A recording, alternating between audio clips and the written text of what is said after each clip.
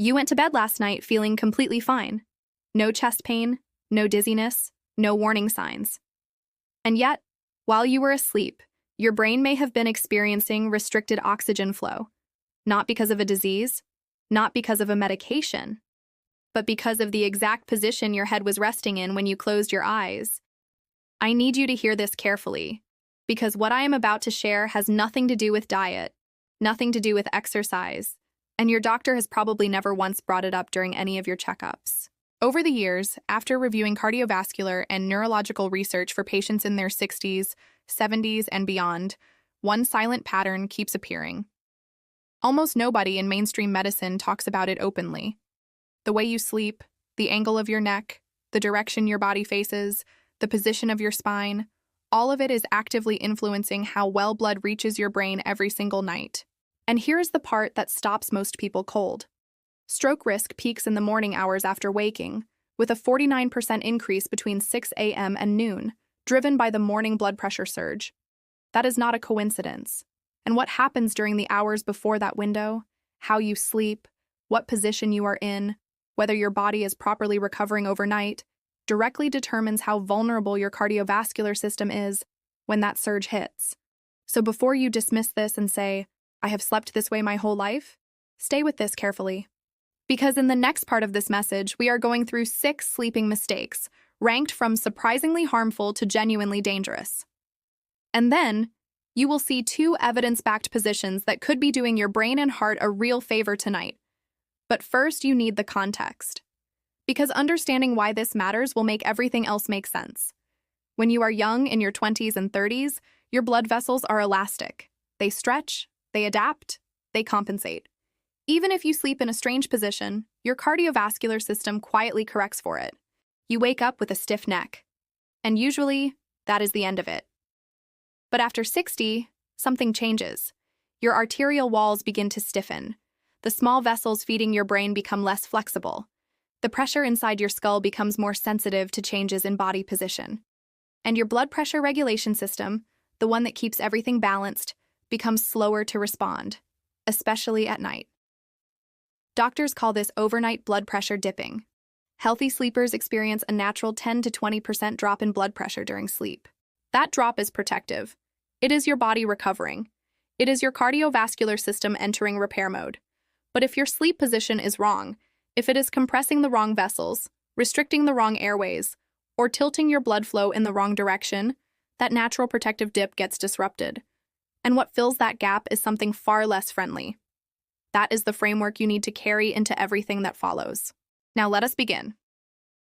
The first mistake is sleeping fully flat without any head elevation. It sounds so harmless that most people would never suspect it could become a problem. Sleeping completely flat. No pillow, or just a thin one. Body perfectly horizontal, spine supposedly aligned. It sounds ideal, does it not? Physiotherapy websites praise it. Mattress companies build their marketing around it. But there is one critical piece of the picture that almost nobody is showing you. When you lie completely flat, especially after age 60, blood does not distribute evenly the way it does in a younger body. Without gravity working in your favor, cerebrospinal fluid, the fluid that cushions your brain inside your skull, can pool. Intracranial pressure edges upward.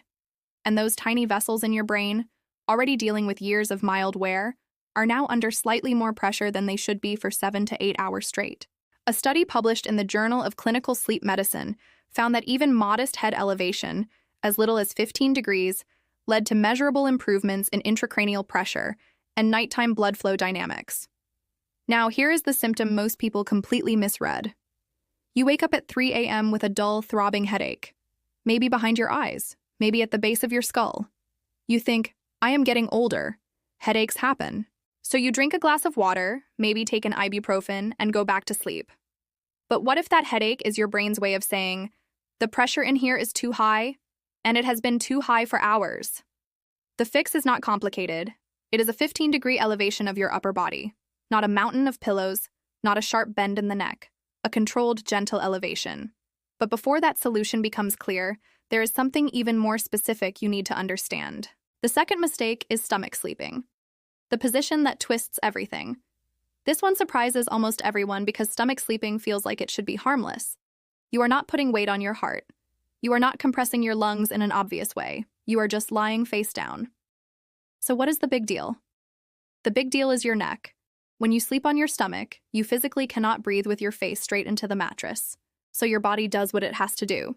You rotate your head to one side, usually the same side, every single night. Because human beings are creatures of habit. Now think about what that means structurally. Your neck is rotated up to 90 degrees for 7, 8, sometimes 9 hours per night. And running along the sides of your cervical spine, the bones in your neck, are two arteries called the vertebral arteries.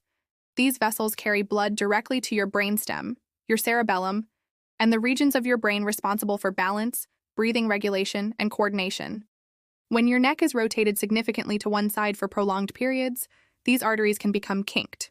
Think of it like stepping on a garden hose. The flow may not stop completely, but it becomes restricted. And restricted flow to your brainstem for 8 hours, night after night, year after year, is not something your body simply shrugs off.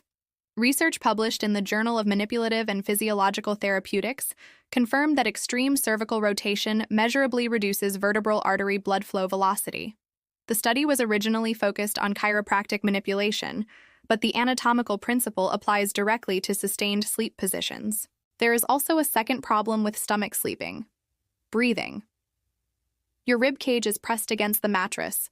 Every breath you take all night is a breath fighting against compression. Your diaphragm cannot fully descend. You never reach full tidal volume, the deepest, most restorative breath your lungs are capable of. Lower oxygen per breath. Restricted artery flow, both happening at the same time. For a 35-year-old, the body usually compensates.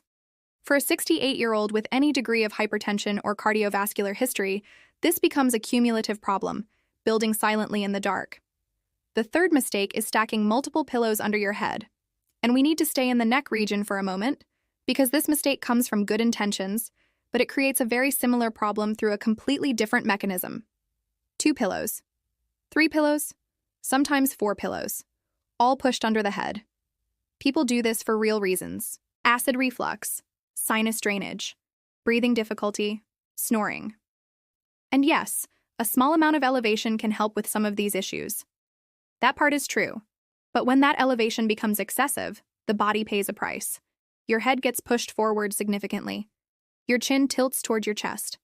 And that forward bend of the neck, what clinicians call cervical flexion, is exactly the position that compresses the vertebral arteries we just discussed, only this time from the front.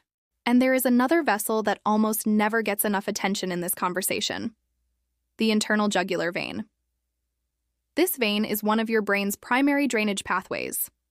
It carries used, deoxygenated blood back down from your brain toward your heart. When your neck is bent forward excessively, that drainage pathway becomes partially obstructed. Blood drains less efficiently. Pressure inside the skull builds slowly, and the brain's ability to clear metabolic waste overnight becomes compromised. You may feel it the next morning: brain fog, a heaviness behind the eyes, that frustrating feeling of waking up from 8 hours of sleep and still not feeling rested. You are not simply lazy. Your brain may have literally been waterlogged overnight. The correction is simple: 1 pillow. 1 properly contoured pillow. Ideally, a memory foam cervical pillow that supports the natural curve of your neck instead of forcing your head into an unnatural angle. Many patients report that their morning headaches disappear within a week after making this single change. 1 pillow. That is it. The fourth mistake is right-side sleeping with cardiovascular history. Now we are entering territory that will surprise a lot of people, because side sleeping in general is considered one of the better positions. And for most people, it is. But there is a significant but. The direction you face matters more than most people realize. Your heart sits slightly left of center in your chest. It has a natural orientation. And when you lie on your right side, gravity pulls your heart slightly away from its optimal resting position. More importantly, your body weight compresses the right side of your torso. And the inferior vena cava, one of the body's largest veins, runs directly through that region. The inferior vena cava has one job: return blood from everything below your waist, your legs, your abdomen, your digestive organs, back up to your heart. When you compress that vein by lying on the right side, the return flow can become restricted. Your heart has to work against reduced preload, which means it is pulling harder than it should just to fill each chamber properly. For a healthy person, this is usually compensated for easily. But for someone over 60 managing borderline heart function, mild heart failure, or chronic high blood pressure, the heart is already running close to its ceiling. Adding unnecessary nightly resistance is like running your car engine 10% harder every single night for years. The cumulative wear is real. The European Journal of Heart Failure published findings showing that patients with heart failure naturally and instinctively avoided right-sided sleeping. Their bodies had detected the discomfort before their minds consciously understood why. That instinct is worth listening to. If you are a right-side sleeper, this may be the sign you needed to hear. The fifth mistake is sleeping in a tightly curled fetal position. Knees pulled up, shoulders rounded inward, chin tucked toward the chest. For many people, especially women over 60, this is the default position. It feels warm. It feels protected. Almost like the body is wrapping itself in a hug. Emotionally, that makes sense. But physiologically, three things begin to go wrong at the same time. First, your lungs are compressed. The rib cage cannot fully expand. Every breath is shallower than your body needs. Tidal volume drops. Blood oxygen saturation dips incrementally with every breath across a full night's sleep. Second, the blood vessels running through your hip joints and knees, especially the popliteal vessels behind the knee, become bent and partially compressed. Circulation to and from the lower limbs is reduced. If you already have a tendency towards swollen ankles or poor leg circulation, this position can make both worse. Third, your neck is flexed. And we have already discussed what that does to vertebral artery flow and jugular drainage. All of the same concerns apply here, only now it is happening through a whole body version of the same compression pattern. Research in respiratory physiology and neurobiology documented that sustained spinal flexion during sleep measurably reduces tidal volume, the amount of air inhaled per breath. Now multiply a 10% reduction across every breath in an 8-hour night. That means significantly less oxygen delivered to brain tissue that is already aging. If this is you, if you curl up tonight the same way you have for 30 years, the adjustment does not have to be dramatic. Use a body pillow between your knees. Open the hip angle slightly. Small changes. Real improvements. The sixth mistake is late eating and alcohol close to bedtime. This is the one that brings together everything we have discussed and amplifies it. And it is the most socially common mistake on this entire list. You finish dinner at 7:30 p.m. Maybe you have a glass of wine while watching television. Then bed by 10 p.m. That sounds like a perfectly normal evening for millions of adults over 60. But inside your body, while you sleep, the story is very different. After a large meal, your body reroutes blood to the digestive system. Significant blood volume is redirected away from your brain and heart toward your gut. In younger bodies, that redistribution is managed smoothly. But in older bodies, with less arterial elasticity and a slower autonomic nervous system response, this shift can create temporary drops in cerebral blood flow. Moments where the brain is subtly undersupplied. Now add alcohol. Alcohol is a vasodilator. It relaxes and widens blood vessels. That can cause your blood pressure to drop. Your body senses this and compensates by constricting vessels and raising pressure again. Blood pressure begins to yo-yo, up, down, throughout the night. And in vessels already dealing with some degree of plaque, stiffness, or age-related fragility, that oscillation creates stress on arterial walls. The American Journal of Hypertension studied this exact pattern and found that even moderate alcohol consumption within 3 hours of sleep disrupted the natural nighttime blood pressure dip that healthy sleepers experience. Without that dip, overnight cardiovascular strain increases meaningfully. What does this look like in real life? You wake up at 2 a.m., heart hammering, sweating slightly. You think it was a vivid dream. You tell yourself you just need water. But what you experienced may have been your vascular system trying to stabilize itself through a wave of pressure fluctuation it was not equipped to handle gracefully. The recommendation is clear. Finish eating at least 3 hours before bed. If you drink alcohol, stop 4 to 5 hours before you sleep. Take a 15-minute gentle walk after dinner. Not exercise, just movement. That simple act begins digestion, normalizes blood sugar, and gives your cardiovascular system a chance to settle before you go horizontal. Now we reach the two positions your brain actually wants. The first position is left side sleeping. This is, without question, one of the most evidence-supported sleep positions for cardiovascular and neurological health in adults over 60. When you sleep on your left side, gravity works in alignment with your heart's natural orientation. The inferior vena cava, the large vein we discussed earlier, runs on the right side of your spine. Left side sleeping takes compression off that vein entirely, allowing blood to return from the lower body to the heart more freely and more efficiently. Your heart works less. Circulation stabilizes. The system calms. But here is the discovery that truly changed how sleep researchers think about sleep position. About a decade ago, scientists identified a system called the glymphatic system. Think of it as the brain's overnight janitorial crew. While you sleep, cerebrospinal fluid pulses through the spaces between your brain cells, flushing out metabolic waste products, including amyloid beta and tau proteins, the same proteins found in excessive quantities in the brains of Alzheimer's patients. A landmark study published in the Journal of Neuroscience found that this glymphatic clearance is most efficient when you sleep on your side, and the left side appears to offer slightly better drainage geometry because of the brain's natural asymmetry and the direction of cerebrospinal fluid flow. That means left side sleeping is not just about tonight's circulation. It is about whether your brain is adequately clearing the waste products that, over decades, can accumulate into cognitive decline. If you have never been a side sleeper, use a full-length body pillow to support your front. It helps prevent you from rolling. Put a pillow between your knees to keep your spine neutral. Give it 7 days. Your body may adapt faster than you expect. The second position is back sleeping with a 15-degree elevation.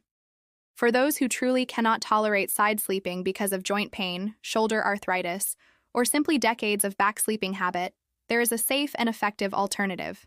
Elevate your upper body between 15 and 30 degrees, not by stacking pillows under your head. That only bends the neck. The entire upper torso needs to be elevated on a gradual incline. A wedge pillow works well. An adjustable bed frame works even better. So what does this achieve? It uses gravity to assist blood return from your lower body. It reduces the pooling effect on intracranial pressure that flat back sleeping can create. It keeps your airway more open, which improves oxygen delivery throughout the night. And if you add a small pillow under your knees to maintain the natural lumbar curve, you achieve what sleep researchers often describe as a zero-gravity posture, where pressure is distributed across your entire body more evenly, minimizing strain on any single vessel or joint. This position is particularly beneficial if you experience mild sleep apnea, frequent morning headaches, swollen legs, or if you have been told your blood pressure remains high even while asleep. But position alone is not the complete picture. Your sleep environment shapes whether your cardiovascular system recovers through the night or quietly labors through it. Start with temperature. Keep your bedroom between 65 and 68 degrees Fahrenheit. A cooler environment helps your core temperature drop, and that drop is the trigger for deep restorative sleep. It also naturally lowers nighttime blood pressure. Too warm, and your heart rate stays elevated. You remain trapped in shallow sleep stages where meaningful cardiovascular recovery barely happens. Then there is light and screens. Blue light from phones and tablets after 9 p.m. suppresses melatonin production and delays your entry into deep sleep. And your brain's lymphatic system, the waste clearance mechanism we discussed, operates most actively in deep sleep. Disrupt that, and the clearing slows. Put the phone away. Read something physical instead. Noise matters too. Sounds that do not wake you fully can still interrupt deep sleep through brief, invisible microarousals. Your heart rate spikes. Cortisol rises. You may not consciously remember these events, but your vascular system notices every single one. A white noise machine or earplugs can help remove this variable entirely. There is also one monitoring tool worth considering: an overnight pulse oximeter. It is a small clip-on device that tracks your blood oxygen throughout the night. If your oxygen regularly drops below 92%, that is a conversation you need to have with your doctor. It could point to sleep apnea, circulation issues, or early respiratory problems, all of which can significantly increase stroke risk. And that is data your physician will actually want to see. Here is what you need to take away from all of this. Your risk of stroke does not clock out when you fall asleep. In many ways, the hours between midnight and dawn are some of the most critical hours in your cardiovascular day. And the position your body stays in during those hours is something you have direct, immediate, zero-cost control over. So choose one thing tonight. just one. Switch to your left side. Elevate your upper body 15 degrees. Stop eating within 3 hours of bed. Trade 3 stacked pillows for 1 contoured pillow. Any single one of these is not a small thing. It is a consistent nightly intervention that compounds over weeks, months, and years. Protect your sleep. Protect your brain. Protect your heart. And pay attention to the quiet signals your body gives you in the first 20 minutes after you wake. Because sometimes what feels like aging may actually be your body sending a very specific warning. Sleep smart. Take care of yourself.